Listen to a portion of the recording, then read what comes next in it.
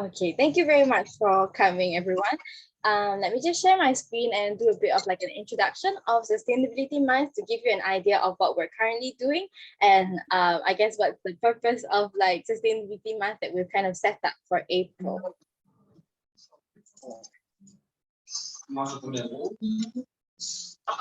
Okay, okay, so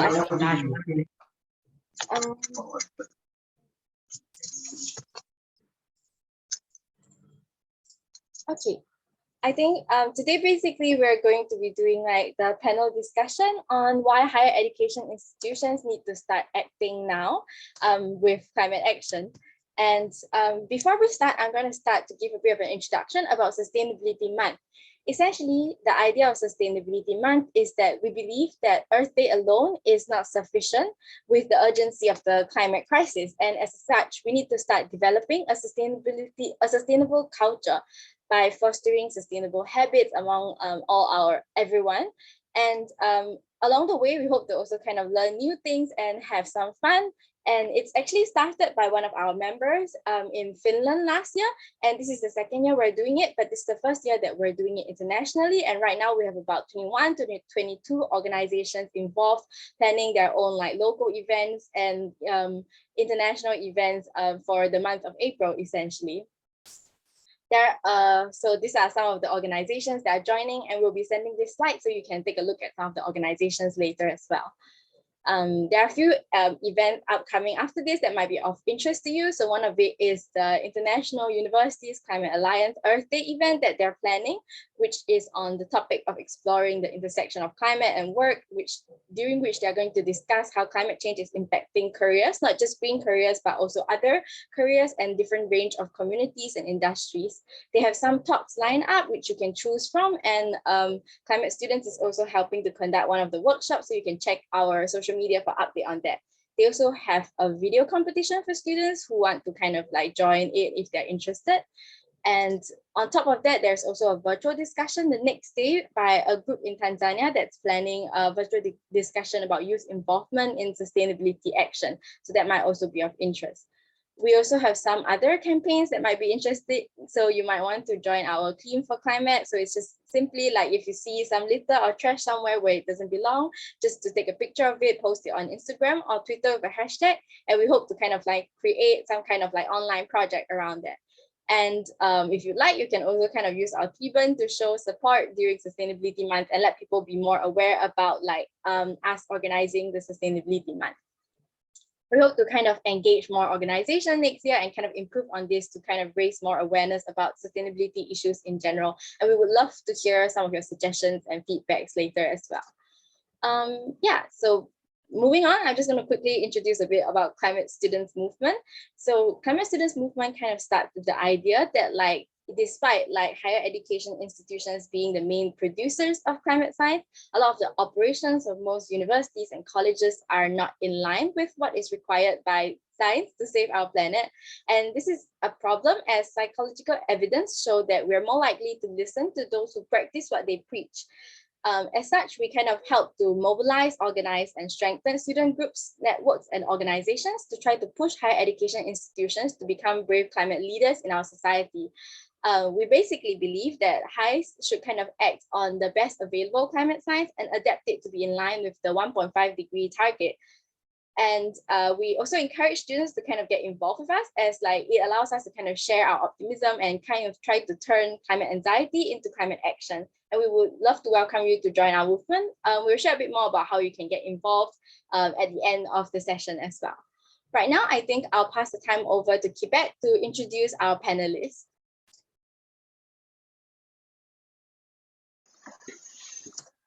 Okay, thank you so much, Isha, for the nice introductory session on why we have this Sustainability Month and also on climate students movement in general. So right now we're going to get into what brought us here, every one of us, and we'll have our panelists, the 5 of them, introducing them around 2 to 3 minutes each. Then from there on, we'll get to our panel discussion. So the first with the introduction will be Marinel.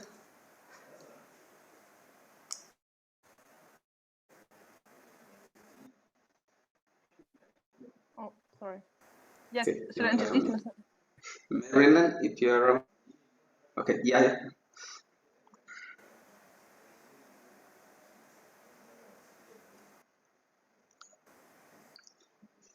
Okay, as we wait for that, I think we'll have Emily. You can go ahead, followed by Ankur.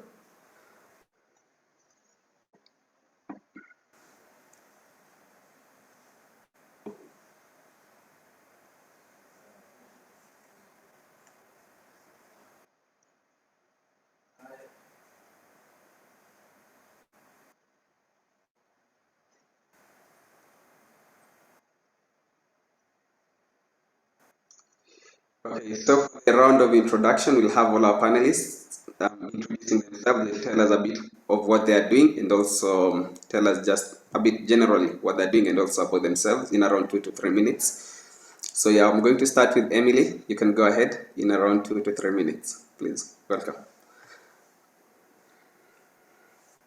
Okay, hi everyone. It's really good to be here. I'm excited to share some ideas, but especially also to hear from the other panelists. So I'm Climate Justice Coordinator at Generation Climate Europe, and we are a European coalition working towards bringing youth voices into EU institutions. So we have a network of member organizations like the European Student Union, European Erasmus Student Network, etc. And we work with them. And this year we have a project on sustainability education. And should I already answer? I thought should I already answer the question of the role of higher education institutes in solving climate change, or just introduce myself? Yeah, it's the introduction for now, then we'll get to the panel discussion. Okay. Yeah. So for example, one of the projects that we're working on is the Green Erasmus project, which is basically this is sure maybe some of you have heard of Erasmus project. It is basically how universities send people abroad. And there's a lot of people being involved in local, national, and international level to get these students to connect them locally with the kind of the local people. But also, this new project now really tries to look at, okay, how can we connect international people in local places through sustainability kind of activities and through environmental activities. So we had just the best example of Italy, which partnered up with one of the leading environmental associations in the country to give trainings and events and actions. So we support them on that. Then there's from the the umbrella for schools. We work with them on we will work with them on a policy brief on learning in the 21st centuries.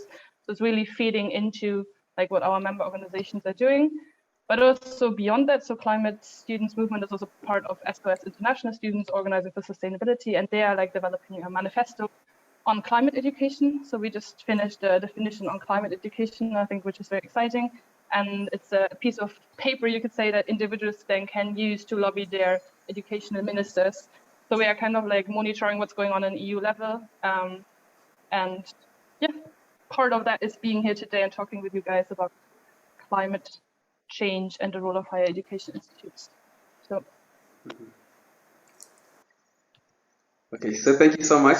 We can go to Ankur, please. You're welcome. Yeah, so my name is Ankur Shah.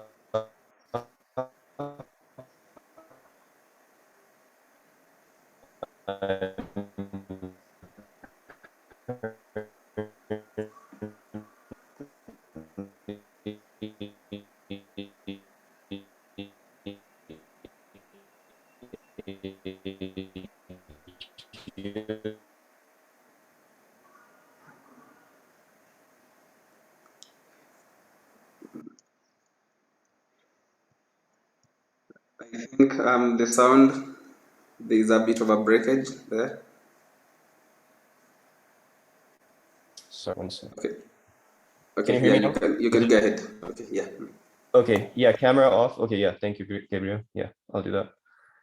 Yeah, sorry. So yeah, my name is Ankur Shah. I'm currently a geospatial data scientist for a company called Climate Engine, and our mission is to align financial incentives for. Oh, sorry. Hello. Okay. For financial incentives to not harm the environment, we work with companies and banks to make transparent how their finances are impacting the environment. and my day-to-day job involves satellite data analysis for doing that. I'm also the director of operations for a nonprofit called Mycelium, and our mission is to accelerate the circular economy. So we work with universities and high schools in my area, in the state of Alabama, in the USA, to implement measures for food sustainability and waste reduction. And on the side, I'm also a YouTuber, so I produce environmental education content on YouTube, mainly regarding climate solutions and how people can act locally to implement climate solutions. So I'm excited to talk about it, and yeah, happy to be here. Okay, thank you so much, and you're welcome. Okay, so we now go to Professor Marcos, and I hope I'm pronouncing all the names correctly. Welcome. Thank you. Thank you very much. I'm Marcos Buckridge from the University of São Paulo in Brazil. Very happy to be here. Thanks for the invitation. Well, I'm a scientist. As you can see, I'm an older guy. I worked for many years with climate change and the science for climate change. I worked for the IPCC, the assessment report number 5, and also the special report 1.5. My lab works with both energy and food. So we discovered how plants, tropical plants, will respond to climate change, to elevation of CO2 and temperature, and how this can change the quality and quantity of food production. And we also work a lot on renewable energy, especially ethanol, that is important in Brazil. How to produce more ethanol in a sustainable way using less land and helping the planet to decrease emissions. We are now working on how to use hydrogen for production of electricity as well from ethanol. I also funded in 2016 a program named Global Cities, University of São Paulo Global Cities, where we have 60 people working on how to make cities more sustainable and follow the 2030 agenda of sustainability, and also decreasing of emissions and coping with the changes of climate. And at the university as a whole, I'm now an assessor for the president of the university, and we are trying to turn the whole university towards a more sustainable university and a friend of the climate. Thank you. Okay, thank you so much. We now move on to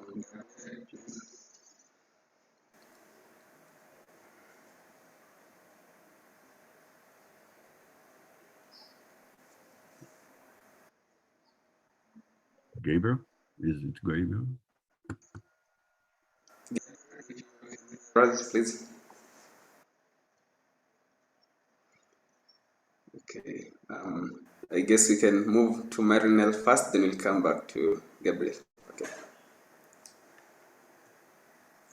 Hello, everybody. Am I audible?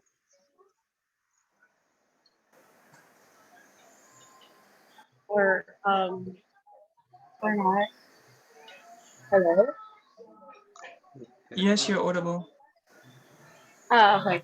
Thank you so much.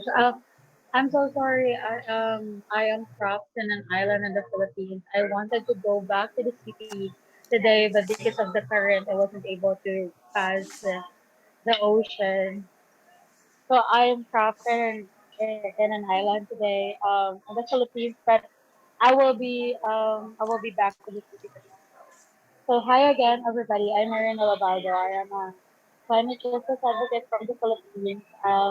I started my advocacy when I was 12 years old, mainly because after surviving the super typhoon Haiyan, it made me see a lot of realities that could happen in the future. And it is already happening now. And as of the moment, I am with an organization that is focused on divestment, the Living Law Advocacy Philippines, that is focused on divesting from financial institutions that supports coal businesses So we advocate for religious institutions, for the banks in the Philippines to divest from the financial banks. Alongside with that, I am also working with a lot of youth organizations, grassroots and international, to lobby with the government to include the youth agenda and the youth demands in the policy making processes. So I represented the Filipino youth during the COP26 in Glasgow, and also co-led the implementation of the local conference of the youth, which gathered 350 youth from all over the Philippines to write the youth statement from all over the youth. They was submitted to COP26 leadership during the COP26 in Glasgow. I hope I'm not breaking. So if I'm breaking, just please tell me. Thank you so much. Okay, so thank you so much. So finally, and we move on to Gabriel Klaasen, please. You can introduce yourself. Hello everybody. Sorry for earlier. I was really struggling. So bandwidth is an issue. You may have all the data in the world, but network penetration still will get you at the end of the day. My name is Gabriel Clarsen. I'm a 24-year-old social and environmental justice activist from Cape Town, South Africa. I'm the youth coordinator for an organization called African Climate Alliance, which is a youth-based, grassroots, movement-based organization, or youth-led movement-based grassroots organization. We act and advocate for climate, social, and ecological justice through education, action, and advocacy. I'm also a socio-environmental justice communicator with another organization called Project 90 by 2030. Basically, what we're trying to do at that organization is inspire and mobilize a low carbon, just and equitable future for all. But obviously trying to figure ways, and both my kind of roles in spaces. I don't like the word roles, but in the spaces that I'm in, rather. A lot of my work has to do with taking information and breaking it down, so that others can understand it a bit more. And a big part of that is learning it myself, because I loved what was being said earlier in the introduction, where it was people practice what they preach, and then others will follow. And I think that is something that comes when it comes to education as well, is if you yourself don't know something, how dare you try to pass it on to someone else? And so, yeah, that's it's been a journey, and it's been an experience and a half. But living in the global south, it's definitely something that's needed. The dissemination of knowledge, even the word disseminate is a big word that many people in my community don't understand, and I, until a few years ago, didn't understand.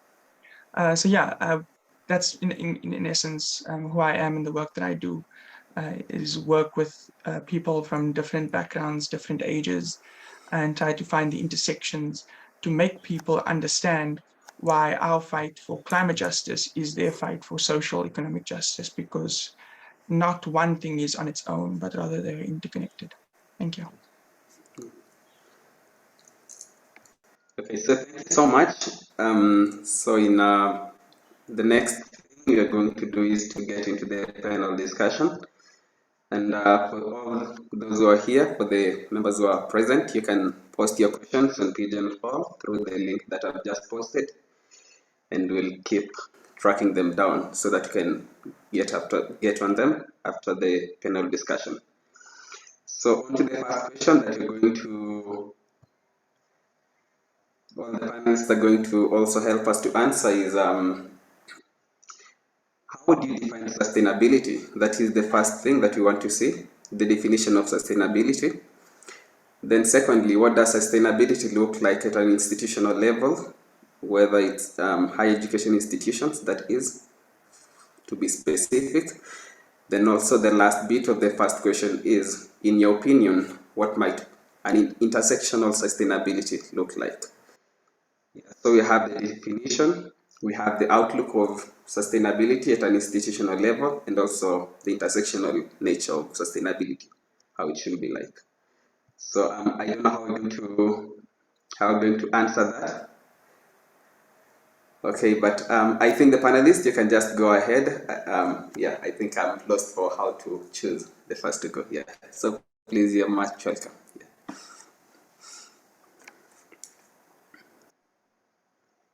I guess I can start with the definition, and then everyone else please jump in.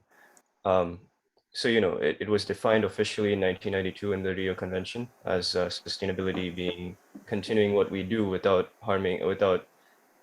compromising the needs of future generations. But it can be expanded to the intersection of what people need socially, what people need economically, and what the planet needs. So people, planet, and economic or environmental, social, and economic needs, if they can be met without compromising resources and needs for future generations, that in a nutshell is sustainability. I've been trying to use the term regenerative more than sustainability now, because regenerative is asking the question, okay, how do we make things better, not just keep doing what we're doing to reduce the harm or less doing things in a less worse way, but how do we reverse our harm? How do we become stewards of the planet? So that's, to me, that's actual sustainability, where we reverse harm and we improve our environments and improve the welfare of poor people. So yeah, anyone else wants to jump in?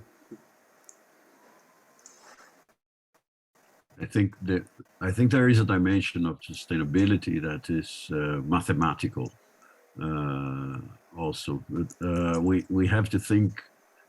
We need to think about sustainability as everything that inputs a system can maintain the system, and then the residues, the results of this system will be work or things that we need and residues.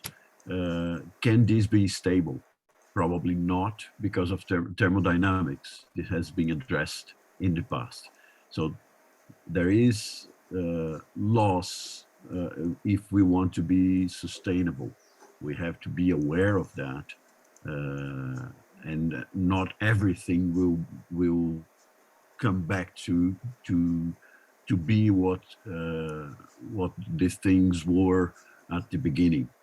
Just to add, you define it very well. This is a definition from the human side, human sciences side, but there is also a problem that is the problem of thermodynamics, right? We don't have the motto continuous yet. And this, at least up to now, scientifically impossible. So we have to try to do the best we can do, but we will never be fully sustainable. We are sort of condemned to grow forever, at least a bit. Great point. Okay. Maybe to jump in here.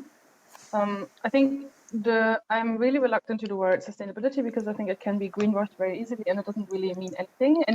Everyone thinks about it in a different way. So I would like to point out the difference between weak and strong sustainability, which the concept, I guess, coming more from the economic side, but because I think our traditional way of looking at sustainability is the kind of more weak sustainability, standard economic view, where we have an economic system that is closed and that can grow infinitely. And natural capital can be substituted by other capital forms. Means basically we have technology and we'll sort it out. We can manufacture like capital and then substitute natural capital with that. And I think this is the issue also when we talk about higher education institutes' role, is that this is the way we're teaching sustainability as well. While I would much prefer a more strong sustainability approach, which is more rooted in ecological economics, meaning we have natural capital that can't be substituted, right? I mean, some forms of natural capital just need to be preserved. And I think if we talk about the IPCC and climate science, they talk about these tipping points. That's kind of part of this discussion. And I think, Ankur, you said it very nicely with these needs. To add to that, I guess, like, it's more this view of it's not three pillars of sustainability, but we have basically the economy, which also just the origin of the word comes from eco, like oikos, the house, and like the management of the house, meaning we should see the economics more as a tool to provide these services and flows that maybe Marcus you also touched upon. And then this is within the environment. So the environment is ultimately what restricts everything. So it's like more 3 circuits within themselves rather than 3 circuits that overlap.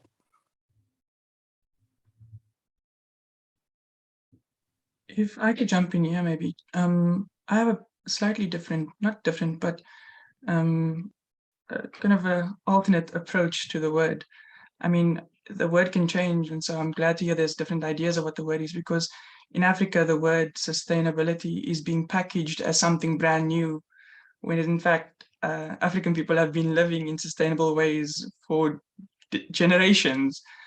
And so the word means nothing, actually. It can be changed as much as we need it to. But I think it's just taking, I can appreciate what Emily was saying about needing to look at the economic aspect of things. But I also need us to kind of maybe also look at, the traditional, when you say traditional terminology or the traditional word of it, it doesn't actually root in that. The traditional root is actually, coming from people. It's the way that people have been working. I mean, we look at machines, and machines are modeled after the way that people are modeled, and it's not to take away from what you've said now, but it's rather just to look at it in, how do we make sure that as we move forward, that we actually are having regenerative practices. I mean, just think about a body, for example, the blood flowing through your body through the different organs, your heart pumping, and, the oxygen coming in, that in itself is a method of making sure that once the oxygen in the blood is depleted, it's just once again, reoxygenated. And, if you cut yourself open at any point, the blood starts leaking out and you fear you're going to die. But, what is the methodologies that we can use to ensure that that gets patched up and that's sorted? And so just trying to figure out, looking at not only Earth systems, because I don't want to come in here and say, oh, look at the Earth systems only, because I do believe in the science of it all, because science and Earth have a role to play in everything. But I think looking at it more when it comes to wanting to, not looking at it more, rather looking at it through a lens of, how will it affect, or how will it benefit people on the ground first, rather than, looking at it through a lens that, the current system, capitalist system, wants us to look at it through.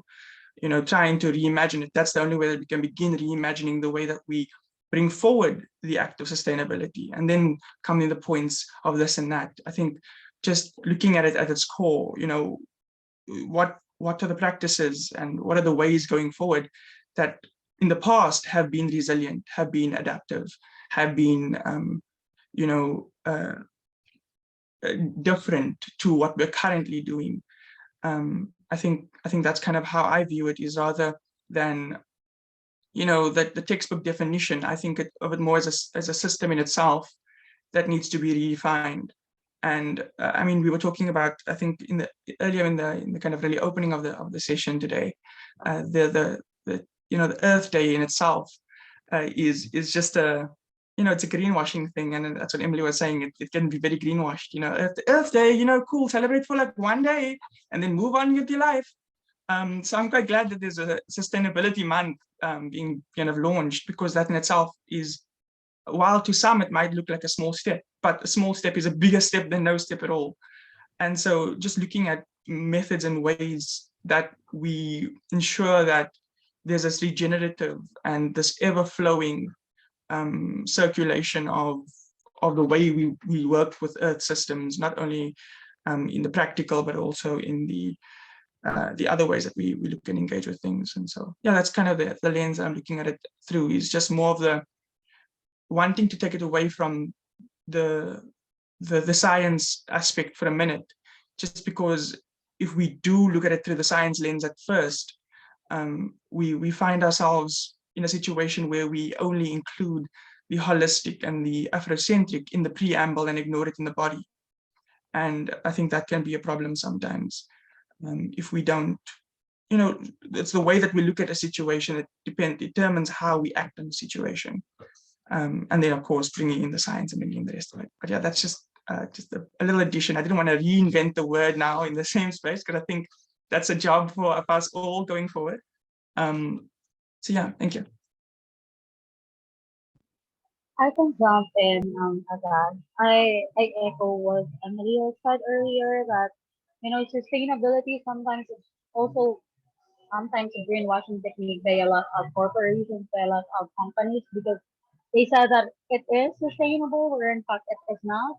Just to say that they actually have practices that is for the environment, when in fact, um, behind that, they actually don't care about the effect that they have on the environment. And for me, sustainability is actually making sure that even the grassroots communities, even the poor communities, those people living in the poverty could actually afford to have that kind of product that is sustainable. Because that is what is sustainability means, that everybody could actually have an access to it. I mean, for me, sustainability is we can reach a sustainability if it goes down. It is already on our communities. As of now, being sustainable is still an elitist, perspective. A lot of people are saying that you should be sustainable, but the question is, can people can actually afford to be sustainable? Because sustainable products are actually expensive than the normal products. Like now, I am living in the Philippines, and I have been seeing a lot in Philippines, like when you go to the rural communities, like in the islands and the remote communities, and when you go to their market, you can actually see a bulk of the products that can be bought in the market. What you can see are just sachets that you can get in retail. So it's really not it's not yet on the communities. They can afford it. They don't have accessibility to it. So being sustainable is making sure that even these people in the front lines, these people who are far from the city, can actually still have access to the sustainable product, and can actually afford to buy it. So yeah, thank you so much.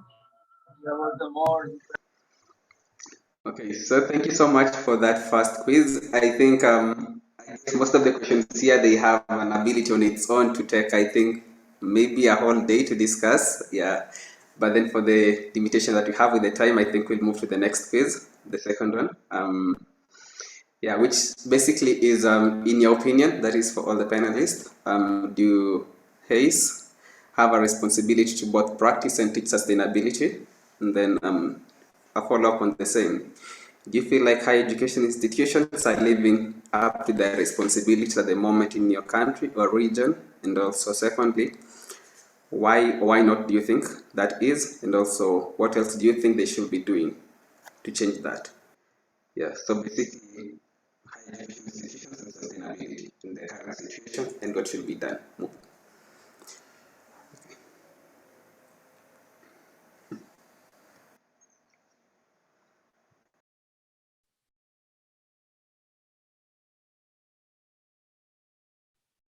Marcus, did you Emily, want go to for go? it. Yeah, so let's go for it. Okay, because I wanted to respond to what Marinel was saying, because I think the accessibility to be sustainable or have sustainable behavior is really crucial.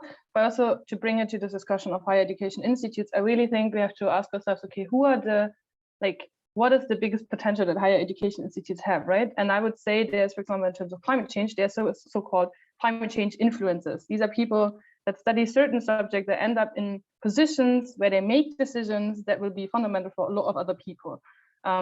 So I think it's, when we talk about sustainability and climate change and higher education institutes, it's really important to focus on this. And this is also why I completely agree with what Gabriel said, but also why I brought this up in a more economic way, because I feel like people who study law, economics, and business are a lot of times the people that end up in these as climate change influencers in positions where they defend for a chemical company that did horrible things, or like, yeah, in government or wherever. And I think so when we talk about potential of higher education institutes, I really think that they have a responsibility to especially reform these kind of programs.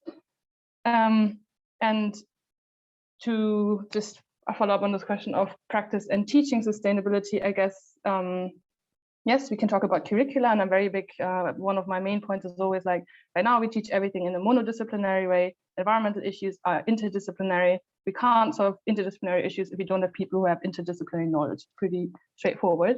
So I guess like, yeah, changing curricula, teaching more integrated ways, that's just something that needs to happen. But within our group at GCE, we talked about this kind of also like what university institutes themselves can do. And this goes back to what was said about practice, like being not preaching, but practicing yourself.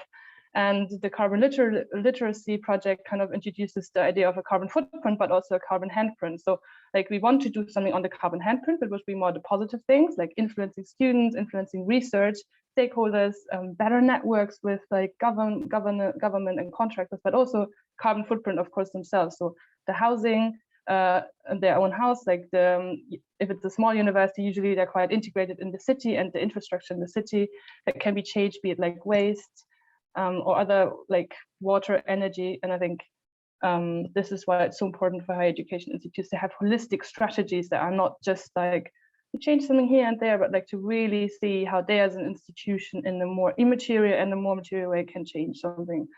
Yeah, the other questions, I'll leave it up to the rest to answer. No, that's awesome, Emily. Really great points. I would add on to that interdisciplinary aspect that right now in most colleges, like you said, it's monodisciplinary. And I think it's really important for everyone coming to university, no matter what they're going to study, to have an ecologically based education. So they know at least how their lives, how the economy, how everything depends, like you said, on the environment. And that lens, no matter where they end up, at least they'll have that understanding. And whether they're in law, whether they're in engineering, business, it doesn't matter. At least they'll know this will influence their decisions.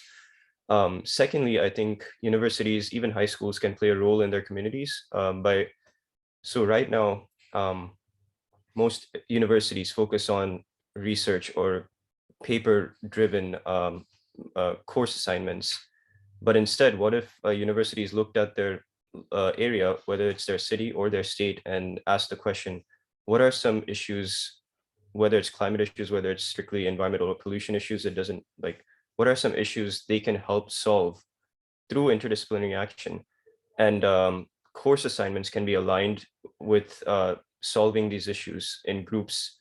So people and students don't only get like just don't write a paper, but actually here's the impact, here's what project they created. And it's more of a real world experience, but also solving a local problem. And one example of this, it's not exactly this, but a high school in Arkansas, the state of Arkansas in the US, had an issue of low teacher pay, and their energy bills were extremely high because most of their energy came from coal power.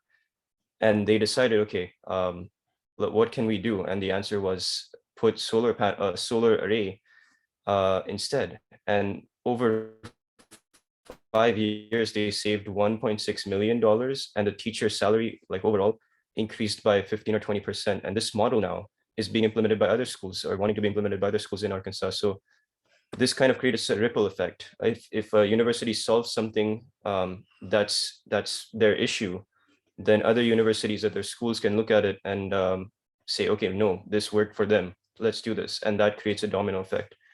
So yeah, it's part of a level 3 climate action where it's in a community, city, or state. So yeah. Okay. Well, first, I would like to bring back the interdisciplinary view. Without that, sustainability is impossible. We don't have how to look only through the lens of the economy, using Gabriel's example of the lenses, or only to the through the hard science lenses. Regarding the higher institutions, teaching is key. So the interaction between the teachers and the students is important, of course. And this is a period in our life. We stay at the university for a certain time where we learn things, but we also live there at least here, people will leave all day, all the time in the university campus. So the examples, if the campus has examples of how to live sustainably, this is also very important, because not only teaching will work, but you have to live, you have to have the experience. And another important experience that I think students have to have is the experience of bringing sustainability to society. That is, here it's called extension. So experiences that independently on the area you were working on or studying, you can apply, you can lead, because of the interdisciplinary nature of sustainability. So action, I call this action on society. We have several projects going on here. The students can do it spontaneously, gathering themselves and doing something, or guided by professors or projects of the university itself. And another thing that the university does in most cases, and is very important, is developing science and technology. Regarding the climate crisis, although I think is the biggest crisis we ever had in humanity, it's a crisis like the Second World War, the First World War, and we need to use technologies to get out from the crisis. We have to solve the problems, and solving the problems, because we are going to cross 1.5 degrees probably around 2050, 2052. We don't have time to develop basic science, disruptive basic science that will change things. But we have a lot of science done during the last century, so we can use that, and we can use innovation to cope with the climate crisis. But you have to mind that sustainability is much bigger than the climate crisis. It will have to remain after we could deal with the climate crisis. Sustainability is a completely different way to see things, and one of the main issues behind sustainability is the evolution of the social, the socio-ecological thought, or the ethics. So Homo sapiens is not alone. It's more or less like when we realize it that the planet Earth is part of a bigger system. Your generation and my generation realized that Homo sapiens is not the center of everything. So the anthropocentrism has to go away, definitely. But this is really only at the university happening. So we have to spread the news and change society, change culture, which is the most difficult thing to do. So this, I think, it will take probably, you're all young people here, it will take your whole life to do that. You have to be prepared to fight your whole life, because people will resist. People usually want to stay in the past, and you see that when you had a longer past, the tendency is that. So changing culture is slow, but we are going to do it. I believe that by the end of this century, probably we are going to be at a more sustainable level, but probably new ideas will appear, like going to other planets and things like this. And we are going to continue to face problems and have to solve problems. And sustainability is one step. It's one step to get there. Just to that point, I think before I continue and answer the question, your last comment there, Marcus, was, we'll go to other planets one day once things are sorted. But it just rang in my head. There was a headline or something that was going around South Africa at the time, where we saw the different capitalists planning to, jet off close to space, last year. And, the idea of having many things in the sky and, and all I could remember is just, people saying, okay, but like, can we eat though? But like, can we just like have a sandwich? Can we just have food before you guys decide that you're going to destroy our atmosphere even more, just so you can have fun and call yourself an astronaut? And, I think that human-centered approach, the Anthropocene, you alluded to there, you mentioned, I don't think we'll ever get out of that space. I think there's at least not in mine or the next lifetime, just because I feel like humanity is a bit too narcissistic to think that we aren't in the middle of everything. I mean, we're a species that all understand each other more or less, and there's this idea that, okay, cool, we're not leaving this space. So I think the job would be then, okay, cool, you're at the center of things, but now at the center of things, recognize all the problems you're causing around you. And I think that's rather a way that we'd get out of this, rather than changing the mindset, just changing the narrative. Not only are you affecting the various things that surround you, since you're the center of things, but these things are going to affect you in turn. And I think that's not the only way we should look at it, but it's a way of looking at it if we realize, a few years down the line that, oh, we really aren't going to change people's minds. And so just changing the narrative rather than their minds about their position in the world. And then I think just to answer the question about the role of, higher education institutes, I mean, South Africa, so African Climate Alliance, along with two other organizations, Vukani Environmental Justice Movement in Action and Groundwork, represented by our lawyers, Center for Environmental Rights, in South Africa right now, taking government to court for their want for 1,500 new megawatts of coal-powered energy. And a big thing that's like coming out of that is just looking at the way that, people engage with just the conversation around things, and so we've been commissioning universities to do papers for us to kind of break down and show evidence. And it's the same universities or the same higher education institutes that are doing all the research for us, that are helping us fight climate change, that aren't acting themselves. And so it's quite funny when you look at something, you're like, oh, this paper's from this university, and then that same university refuses to divest from fossil fuels.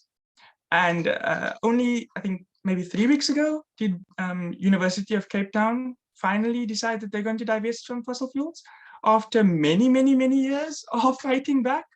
And then there's other organizations or other universities or higher education institutes that refuse to even acknowledge that they have this role to play in changing the narrative.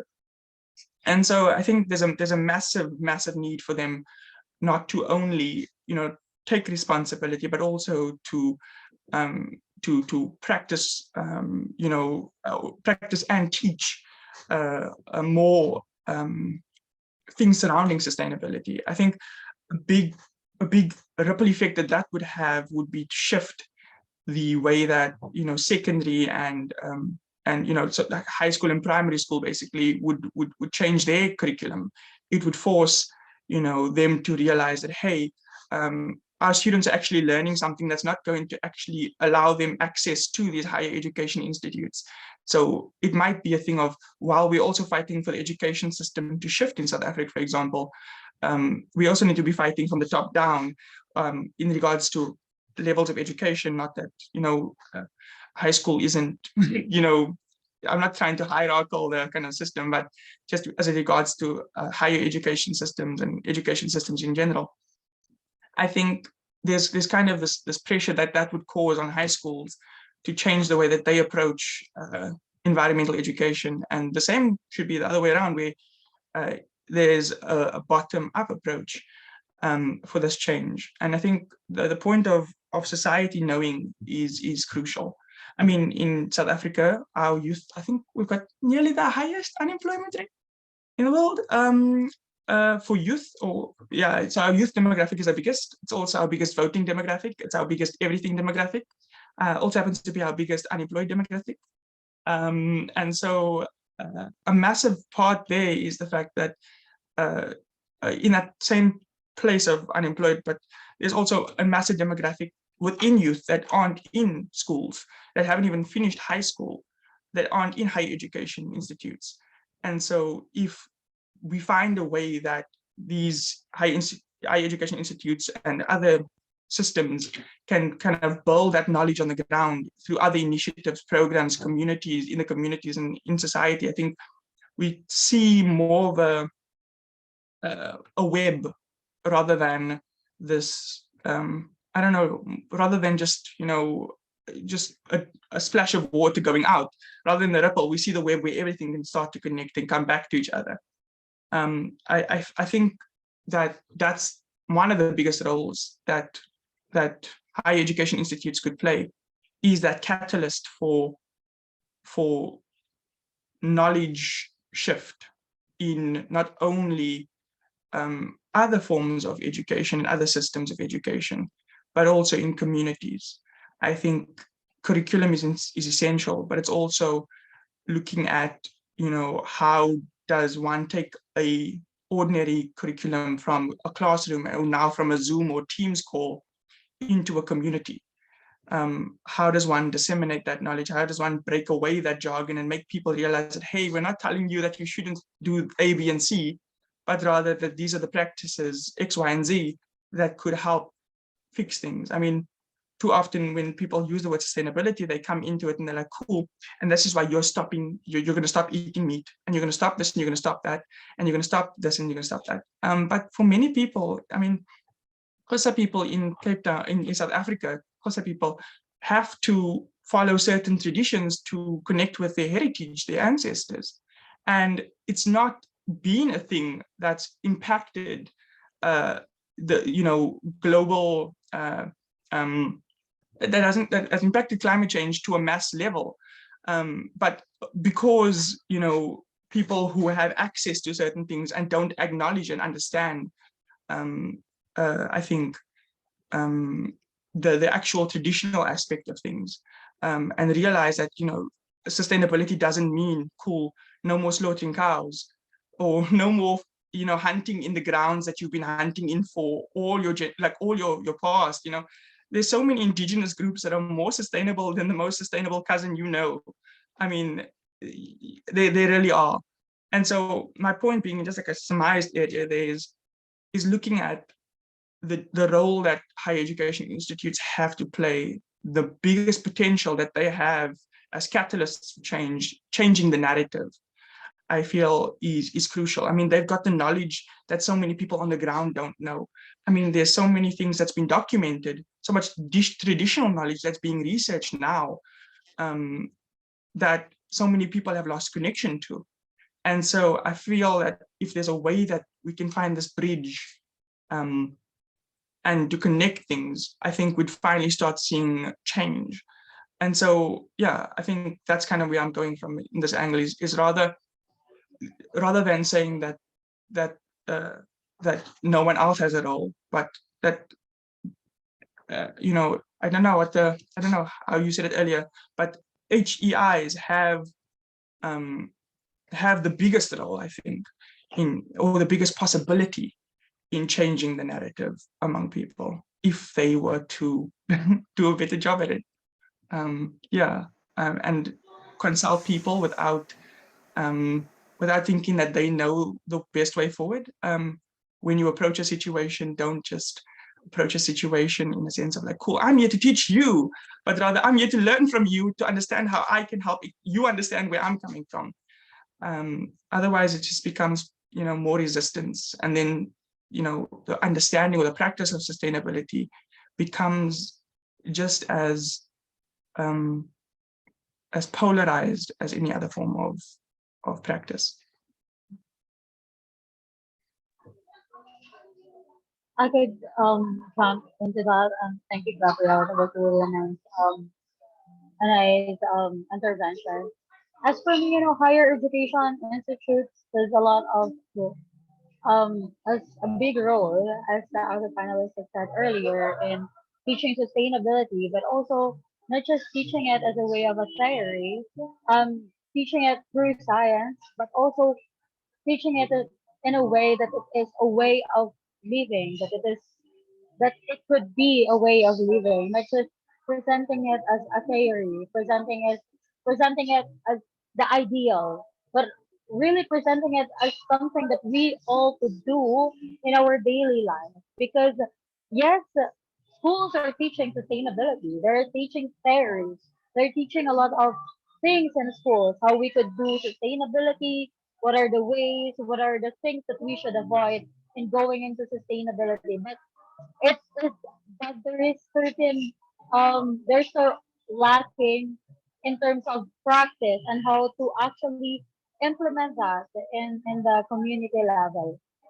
If we will teach sustainability as a way of life, if we will teach sustainability to people, to students, as something that is actually doable, then it's just theory, it is more simpler to actually go into sustainability. And also, if the school actually give options that is more affordable to the students to go into sustainability. I remember when I was in high school, we loved it with DepEd, with the Department of Education in the Philippines, to actually to actually integrate climate change and sustainability into their curriculum. We were able to integrate the subject in. I mean, we were able to integrate climate change and sustainability in each subject in school, because climate change and sustainability should not just be in science subject. It can be in other subjects because it is applicable in all the subjects that we have in school. So I think there is a great role, that school could do, especially because we all learn from school. We learn from our community. We learn from our families, but most of all, we learn from schools. If our schools will not just teach theories, but actually ways and doable ways to actually live life, live sustainability in a way that it is, very normal for people to do, then people could actually have, that willingness to to go into sustainability, because it is easy, that because it was thought to be easy. So yeah, I mean, there's still a lot of things that we can do, and we can lobby with in our government and in higher education, especially here in the Philippines, because they always say that, it is ideal. You want to go into sustainability, we can teach you that. We can teach you what is sustainability, what are the ways to go into sustainability, into more sustainable living. But there's actually um lack of, I mean, practice, like the like the normal practice of people, because even in school there is no option to go sustainable. So it is just, it is just a subject that is being taught. It is just a theory that is being taught, an ideal that is being taught, that is not really being lived up, even the school itself. So it's hard for even the student to go into it, because they think that it is just an idea, it is just a theory. Thank you.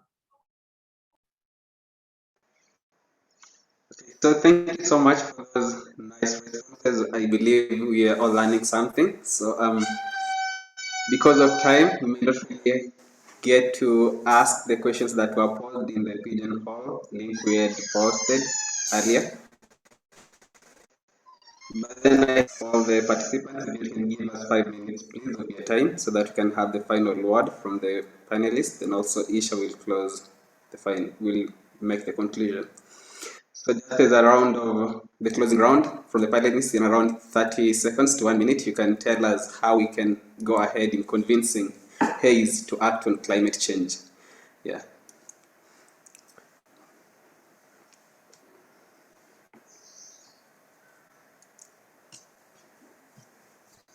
Yeah. Okay, so anyone can go ahead, just around 30 seconds to 1 minute each. Yeah, I think that was the first question that was asked, so we can give that a priority, then the others will be sent in the follow-up emails. Yeah.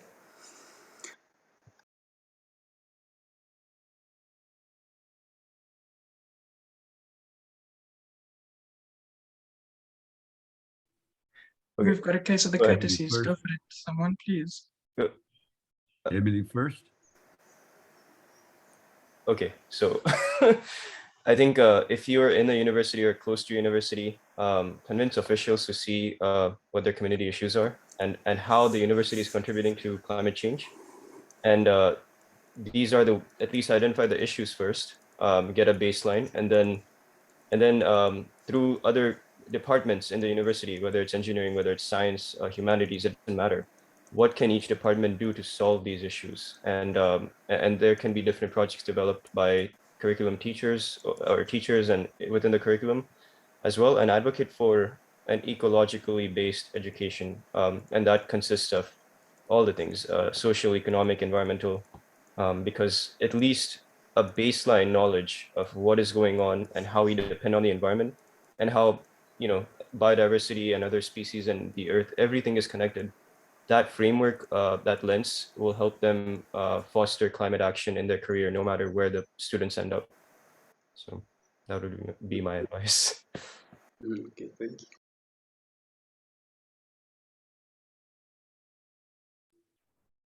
Okay, if you want, I can go. Okay, I would say that whatever the means are, we have to increase the conscience that anthropocentrism is a thing of the past. Being teaching or doing extension, whatever we do as students or professors, we have to try to change society. And as I said before, we have to try to convince people of the idea that Homo sapiens is not the center of everything, that we have biodiversity, we have other organisms, and if we keep them well, if we keep the system sustainable, and again, sustainability is something that happens for a certain time and then the system will dismantle. This is normal for everything, for a body, for a forest, for a city, for a company. There is a lifetime for everything. So what we have to do is guarantee that this lifetime is comfortable, that this lifetime is fair with the people that live in this planet, or with the organisms that live in this planet, surrounding us and giving us the support, the sustainability that we need to breathe the air, to have water, and to produce the energy. Everything is connected. So the complexity that is the great fear of our time has to be faced and has to be understood by people and used by people, because without facing complexity, there is no way we can convince people that sustainability is important. That's my message.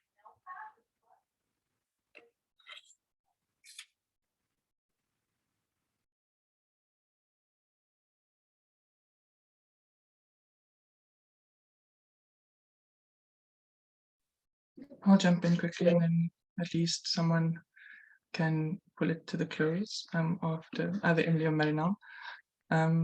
Yeah, I think the steps here is I wouldn't want this to become preaching to the converted. I mean, people are here on the day before Easter, and so I think people who are present in the meeting today are people who already care about the topic. And oftentimes I find talking to people about something that we all know can become a bit repetitive and a bit hollow. But I think I've learned a lot today, and so I think that is a plus about being in spaces like this is just the knowledge building. But it's now our responsibility to take it out further, to ensure that we don't sit with the knowledge that we've got here today and only keep it here, but that we actively try to advocate and act for a future that is sustainably and equitably developed. Yeah, I think my closing is just how we get higher education institutes to act is just for them to first do an overhaul of themselves They need to realize, they need to look internally, basically, first of all, because otherwise it's just going to be another Earth Day shandas, where you just say, cool, we're sustainable now. Green UCT, green this, green that. Okay, but what does it mean? And how are you actually going to do it? I don't believe you until I see a pathway. And the only way you can do a pathway that's proper is to actually do a review and a self-reflection. And so, yeah, that's, I think, is my step, is for us to keep pushing the spaces that we're in to do that self-reflection, and for us to be able to adapt and act as we move forward, as the different complications and challenges come. I mean, we wouldn't want to repeat. We can repeat a lot of the actions of those who were fighting before us for, justice, for climate justice, but we wouldn't want to be trapped in the same loop that they were. I think we've got great potential to look even further back, before neoliberalism was birthed, and really kind of look what worked then, look what works now, and how we can move forward in that space. Thank you. I can go next. So as for me, maybe also in addition to the point that I gave earlier, I just hope that higher education institutes would actually normalize, you know, getting accountability from the big businesses rather than putting the pressure on the individual level, saying that you should do this, we should do this because it is our responsibility to protect the earth. It is our responsibility, but let us not forget that there are actually corporations who are actually more responsible for the waste that we have now, for for us being here, and they can actually do more because they can change their business practices to a way that it is more sustainable, to a way that it is more affordable for the people, and it is more accessible to people. So I just hope that higher education initiative would not, especially here in the Philippines, would not take it against the students or the youth. If we are taking accountability, we're asking for accountability from the big corporations because we can just do so much. The individual people can just do so much. We need the big corporation. We need the companies to actually do their part and not profit from the suffering of the frontline communities, like the people, the communities that we have here in the Philippines and in other countries. We need to make them accountable. We need to make sure that they are actually responsible for the waste that they are producing. So and us too as people, we can ask for accountability from the government, from the big businesses, because it should be them, being in the lead to this fight. Given that they have the authority, the they have the resources, and they have the power to make change happen. Because if we would just try to avoid not getting plastic or try to avoid the unsustainable products, but they're still there, they're still producing it. So basically, it's still available in the market. If we will try to make it to, if we will try to push them to actually have their business practices in a way that it is more environmental friendly, then the options in the market would also be environmental friendly. So yes, and thank you so much for inviting us here, especially me. And I'm sorry again for not turning off my video the whole time. I'm still, as I said earlier, I'm still in the island, but I hope to work with you again soon. And please, let's connect online. I'm on Instagram, I'm on LinkedIn, and I'm on Twitter. Thank you very much. All right, should I go very quickly in the end? So I think that we can influence higher education institutes just by convincing them, we can convince them by giving them the tools and guidance. And I think one of the main things is teach the teachers should be kind of a priority, because I think that's at least what I see, or from my experience, is the highest barrier. And the other thing is that if you look at current media landscapes, at least in Europe, it's changing so much. Like, people can literally find the truth or facts for supporting their way of thinking anywhere. And I think higher education institutes needs to acknowledge and recognize their role in providing a sheltered space for reflection, because kind of a space where we say like information is coupled with reflection, where people come because they want to challenge their views. And I think this is important because, at least, and this is again maybe a European perspective, but like we talk a lot about climate and higher education, and then we talk about climate science. We need more climate science in education. But I think any, and you will maybe agree, like, you know, any climate action can only be sustainable if climate justice is at the heart of it. And I think if we talk about climate justice, it needs to come, it requires a kind of safe space where I can acknowledge my own role or the role of my community in this world. And maybe that's like reflecting on how structural injustice kind of makes me more vulnerable to climate change, or as a white Western European growing up in material abundance, it's kind of learning to reflect on how like my values are maybe shaped by exploitation, how like I have internalized maybe racist or sexist passion or anything. And this really requires a sheltered space of reflection to allow to understand what climate justice actually means. And I think it can't happen out there in media. It's really higher education institutes that can provide this platform, have the power to provide this platform. And I think this is why they are so important. And so we just need to convince them to recognize this power that they have to provide such space. Yes, thanks for inviting us. Yeah, happy to hear the final remarks.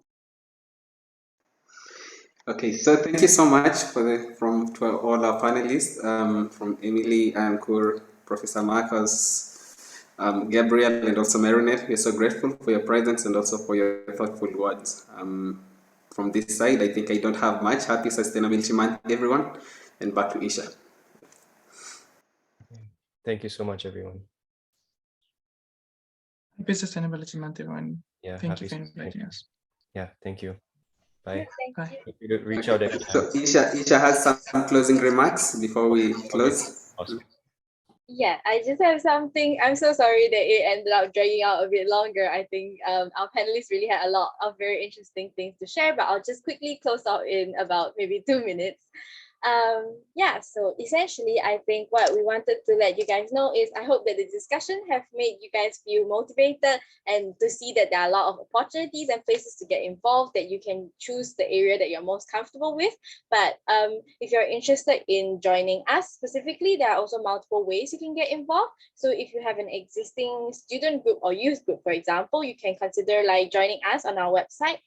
We have a sign up link for it where we will hold monthly discussions with like sharings and capacity buildings, and we'll also provide like guidance for new starting up groups and to help like scaling up projects. So for example, the Finland group and their Sustainability Month project was kind of like a local project, I guess, last year, and we helped to scale it up to an international level. So if you have interesting project ideas, we can also help with that.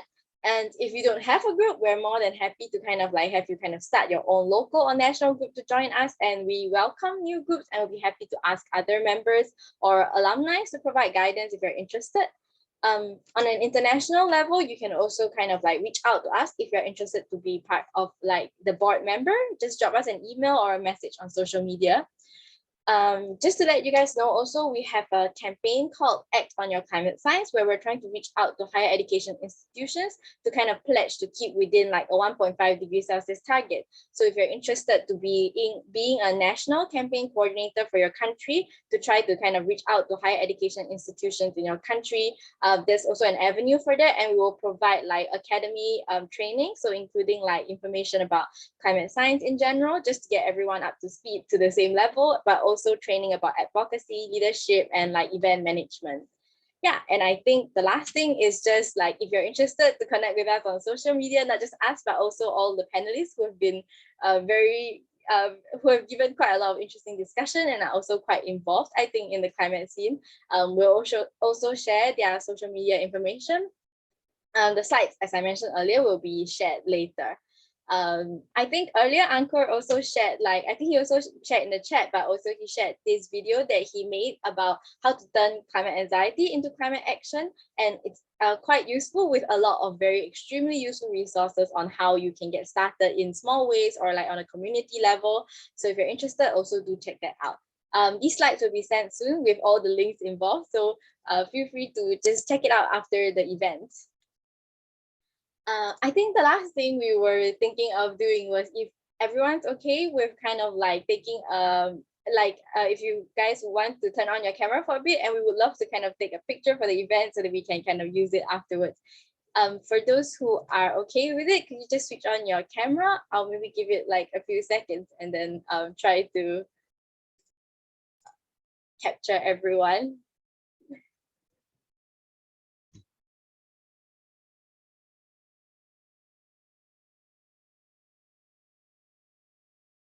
Okay, I think most people are switched on. I will be